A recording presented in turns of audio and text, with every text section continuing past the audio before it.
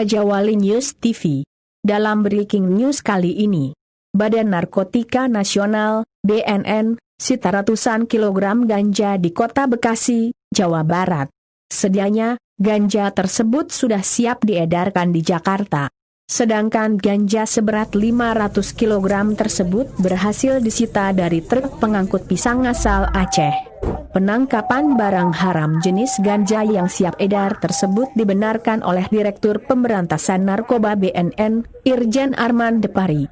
Ganja ratusan kilogram tersebut yang berhasil digagalkan berasal dari Aceh, transit di Medan dan Lampung, selanjutnya dibawa ke Jakarta. Sedangkan pendistribusiannya kalau sudah sampai di Jakarta berpotensi menyebar ke seluruh Indonesia, ungkap Arman. BNN sebelumnya telah menangkap 2 pelaku setelah melakukan penggerebekan truk di kawasan perumahan Pesona Metropolitan yang berada di Kota Bekasi, Jawa Barat. Jumlah seluruh barang bukti ini kita hitung lebih dari 400 bungkus yang diduga totalnya 450 kg sampai 500 kg atau setengah ton. Untuk saat ini 2 orang ditangkap, walaupun tadi sempat berusaha melarikan diri.